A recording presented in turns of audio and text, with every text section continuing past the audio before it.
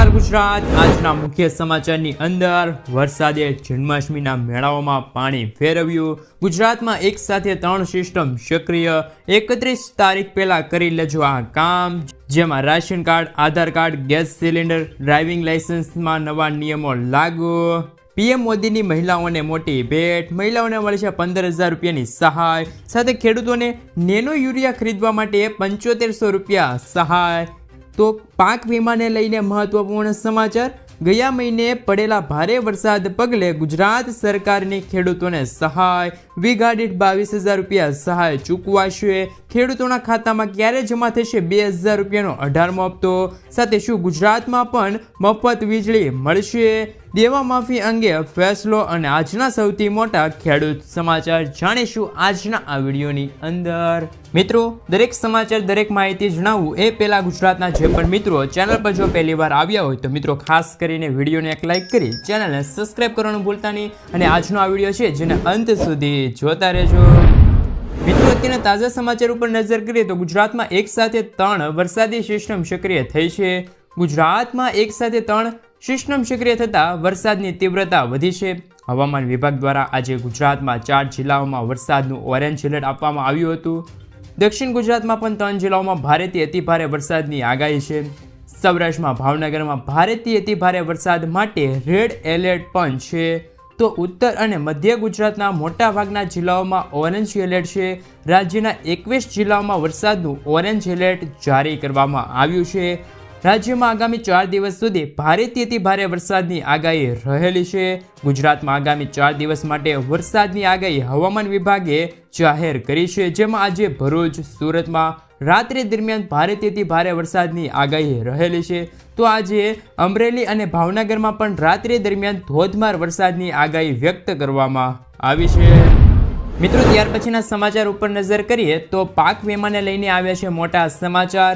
કેન્દ્ર સરકારે ખેડૂતો માટે સારા સમાચાર આપ્યા છે। કેન્દ્ર સરકારે 6 રાજ્યોમાં ખેડૂતો માટે ખરીફ પાકના પાક વીમા માટેની છેલ્લી તારીખ 31 ઓગસ્ટ 2024 સુધી લંબાવી છે।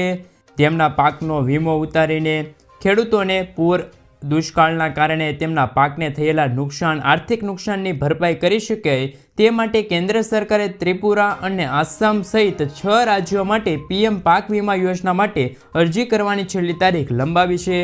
હવે ખેડૂતો પીએમ પાક વીમા યોજના માટે 31 ઓગસ્ટ સુધી અરજી કરી શકશે। ખેડૂતોને પાક વીમા યોજનાનો ઘણો લાભ મળે છે।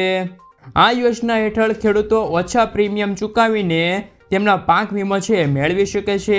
આ પછી ખેડૂતોને કોઈ પણ નુકસાનીની સ્થિતિમાં વીમાની રકમ છે એ મળશે। આ યોજના હેઠળ અત્યાર સુધીમાં 6.89 કરોડથી પણ વધુ ખેડૂતોએ અરજી કરી છે। ત્રિપુરા, આસામ, કર્ણાટક, ઝારખંડ, તામિલનાડુ અને પુડુચેરીમાં ખેડૂતોના પાક વીમા યોજના માટે 31 ઓગસ્ટ સુધી અરજી કરી શકે છે। તમને જણાવી દઈએ કે અગાઉ તે તારીખ 16મી ઓગસ્ટ સુધી છેલ્લી તારીખ હતી। જે રીતે મિત્રો કેન્દ્ર સરકારે છે તે અલગ 6 રાજ્યો છે તેમાં પાક વીમો જાહેર કર્યો છે, તેવી જ રીતે શું ગુજરાતમાં પણ પાક વીમો છે એ જાહેર થવો જોઈએ કે ના થવો જોઈએ? મિત્રો, ખાસ કરીને કોમેન્ટ બોક્સમાં કોમેન્ટ કરીને જણાવી આપજો। મિત્રો, આગળના સમાચાર ઉપર નજર કરીએ તો રાશન કાર્ડ ઉપર મળશે 2 લાખ રૂપિયાની લોન। દેશમાં કરોડો લોકો પાસે રાશન કાર્ડ છે અને મોદી સરકાર પણ અન્નપૂર્ણા યોજના હેઠળ લગભગ 80 કરોડ લોકોને મફત રાશન આપે છે। જો તમે પણ તમારા કાર્ડ ઉપર ફક્ત રાશનનો લાભ લઈ રહ્યા છો તો આ સમાચાર ફક્ત તમારા માટે જ છે। વાસ્તવમાં મોદી સરકાર માત્ર રાશન કાર્ડ ઉપર અનાજ નહીં પરંતુ સસ્તા દરે લોન પણ આપે છે। લોનની રકમ 2 લાખથી 10 લાખ રૂપિયા સુધીની હોઈ શકે છે। આના પર વ્યાજ દર પણ સામાન્ય લોન કરતાં ઘણો ઓછો હોય છે। આ યોજના કોના માટે છે તેમના ઉપર વાત કરીએ તો હરિયાણા સરકારે ખાસ કરીને અનુસૂચિત જાતિના બીપીએલ કાર્ડ ધારકો માટે આ યોજના શરૂ કરી છે। આ યોજના અનુસૂચિત જાતિના નાણાં અને વિકાસ નિગમ દ્વારા સ્વરોજગાર યોજના હેઠળ ચલાવવામાં આવી રહી છે। યોજના હેઠળ યુવાનો પોતાના વ્યવસાય શરૂ કરવા માટે 10 લાખ રૂપિયા સુધીની લોન લઈ શકે છે। તેના વ્યાજ પર રિબેટ પણ મળે છે, જેના કારણે અસરકારક વ્યાજદર ઘટીને 4 થી 6% થઈ શકે છે। જે રીતે મિત્રો હરિયાણા સરકારે તેમના રાશન કાર્ડ ધારકો છે એમને રાશન કાર્ડ ઉપર લોન આપે છે, તેવી જ રીતે હવે શું ગુજરાત સરકાર પણ ગુજરાતના રાશન કાર્ડ ધારકો છે એમને પણ હવે લોન આપવી જોઈએ કે ના આપવી જોઈએ? મિત્રો ખાસ કરીને કોમેન્ટ બોક્સમાં કોમેન્ટ કરીને જણાવી આપજો। મિત્રો ત્યાર પછીના સમાચાર ઉપર નજર કરીએ તો નેનો યુરિયા ખરીદવા માટે 7500 રૂપિયાની સહાય। કૃષિ મંત્રીએ કહ્યું છે કે ખેડૂતો દાણાદાર યુરિયાના સ્થાને નેનો યુરિયાનો ઉપયોગ કરવા પ્રોત્સાહિત થાય તે માટે કૃષિ મંત્રીએ મુખ્યમંત્રી શ્રી ભૂપેન્દ્ર પટેલના નેતૃત્વ હેઠળની ગુજરાત સરકારે આ નવી પ્રોત્સાહક યોજના અમલમાં મૂકી છે। આ યોજના અંતર્ગત નેનો યુરિયાની ખરીદી પર ખેડૂતોને પ્રતિ હેક્ટર વધુમાં વધુ 750 રૂપિયાની મર્યાદા સુધીની ખરીદી કિંમત પર સહાય આપવામાં આવે છે। વર્ષ 2024-25 દરમિયાન આ યોજના અંતર્ગત 45 લાખ નેનો યુરિયાની બોટલ પર સહાય આપવામાં આવશે। મિત્રો આગળના સમાચાર ઉપર નજર કરીએ તો રાજ્ય સરકારે વરસાદના કારણે નુકસાન સહાય પેકેજ જાહેર કર્યું છે। રાજ્યમાં ખેડૂતો માટે મહત્વપૂર્ણ સમાચાર સામે આવ્યા છે। કૃષિ મંત્રી રાઘવજી પટેલે ખેડૂતોના નુકસાનીની બદલ સહાય પેકેજ જાહેર કર્યું છે। 350 કરોડ રૂપિયાનું સહાય પેકેજ જાહેર કરવામાં આવ્યું છે। ભારે વરસાદના કારણે ખેડૂતને થયેલા નુકસાન બદલ સહાય પેકેજ જાહેર કરવામાં આવ્યું છે। બિનપિયત ખેતી પાકના નુકસાન બદલ સરકારે ખેડૂતોને 11,000 પ્રતિ હેક્ટર 2 એકરની મર્યાદા સુધી સહાય છે એ ચૂકવવામાં આવશે। સાથે પિયત પાકોના નુકસાન બદલ સરકાર ખેડૂતોને 22,000 રૂપિયા પ્રતિ હેક્ટર એવા 2 એકરની મર્યાદા સુધી છે તે સહાય ચૂકવવામાં આવશે। પાકોના નુકસાન બદલ સરકારે ખેડૂતોને 22,500 રૂપિયા પ્રતિ હેક્ટર જેમની મર્યાદા 2 હેક્ટર સુધીની સહાય છે એ ચૂકવવામાં આવશે। સાથે મિત્રો જો વધુ માહિતી મેળવીએ તો વિધાનસભા ગૃહ ખાતે જાહેર અગત્યની વાત પર નિવેદન અને ખેડૂતો માટે કૃષિ રાહત પેકેજની જાહેરાત કરતા કૃષિ મંત્રી રાઘવજી પટેલે જણાવ્યું હતું કે ગુજરાતના કેટલાક જિલ્લાઓમાં જુલાઈ 2024 માસ દરમિયાન વરસેલા અનધાર વરસાદના પરિણામે ખેડૂતોના ખેતી અને બાગાયતી પાકોને વ્યાપક પ્રમાણમાં નુકસાન થયું છે। આવી વિકટ પરિસ્થિતિમાં જગતના તાતને આર્થિક નુકસાનીમાં સહાયરૂપ થવા મુખ્યમંત્રી ભૂપેન્દ્ર પટેલની મંજૂરીથી રાજ્ય સરકાર દ્વારા 350 કરોડ રૂપિયાની સહાય છે એટલે કે કૃષિ રાહત પેકેજ છે એ જાહેર કરવામાં આવ્યું છે। મિત્રો આગળના સમાચાર ઉપર નજર કરીએ તો આધાર કાર્ડને લઈને આવ્યા છે મહત્વપૂર્ણ સમાચાર। આજે આધાર કાર્ડ દરેક વ્યક્તિ માટે મહત્વપૂર્ણ દસ્તાવેજ માનવામાં આવે છે। આધાર કાર્ડને લગભગ દરેક જગ્યાએ માન્ય ઓળખ ગણવામાં આવે છે। આવી સ્થિતિઓમાં દરેક વખત આધાર કાર્ડ અપડેટના કેટલાક ફેરફાર કરવાની જરૂર પડે છે। આધાર કાર્ડમાં ફેરફાર કરવા માટે પણ ફી છે એ લાગે છે। એડ્રેસ બાયોમેટ્રિક્સ કે પછી ફોટામાં ફેરફાર કરવા માટે આધાર કાર્ડ અપડેટ કરવું જરૂરી છે।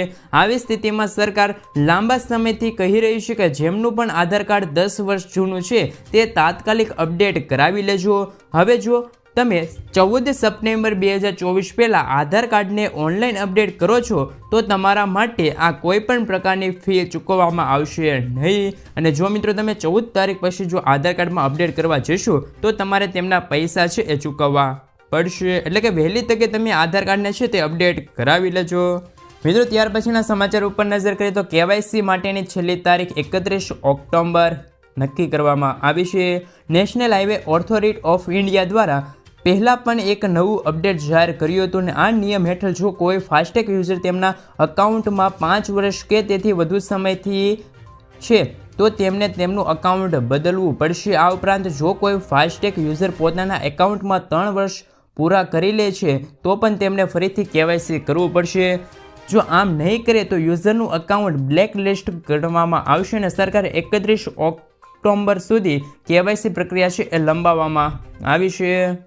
મોદીજીની લખપતિ દીદીઓને મોટી ભેટ। મહારાષ્ટ્રમાં વિધાનસભા ચૂંટણીમાં ધમધાટ વચ્ચે વડાપ્રધાન નરેન્દ્ર મોદી આજે જલગાંવ પહોંચ્યા હતા, જ્યાં તેમણે આયોજિત લખપતિ દીદી સંમેલનમાં ભાગ લીધો હતો। આ કાર્યક્રમમાં સ્વસહાય જૂથોની લગભગ 1 થી 1.5 લાખ મહિલાઓને ભાગ લીધો હતો।